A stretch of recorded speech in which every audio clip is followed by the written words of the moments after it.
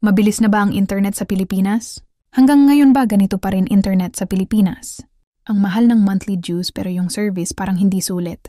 Nakakainis kasi puro overhyped commercials ang pinapakita. Tipong fastest internet daw kuno. Tapos may mga awards pa na hindi mo naman nararamdaman as a customer. Saan napupunta yung binabayad natin kung basic stable connection lang hirap ibigay? Ang mas malala, wala ka ring mapili. Lahat ng telcos halos pare-pareho lang ng problema. Magpalit ka man ng provider, ibang pangalan lang pero same experience pa rin. Mabagal, unstable, at laging may downtime. Kaya minsan napapaisip ka, bakit parang wala talagang competition? Parang pinagpipilian mo lang kung kanino ka mabibigo buwan-buwan. Naalala ko tuloy nung college days, 2013-2017.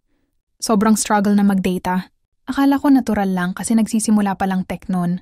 Pero ngayon 2025 na, ang dami ng bagong tech sa buong mundo. Pero tayo, parang stuck pa rin sa internet speed na hindi makasabay. Samantalang yung mga kapitbahay nating bansa, normal na sa kanila yung gigabit speed, tayo dito nagbabayad ng mahal para lang sa internet, na minsan mas mabagal pa kaysa free wifi sa ibang bansa.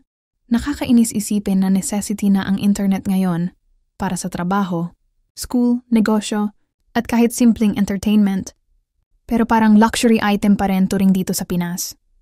Premium ang presyo, pero laging headache ang kapalit.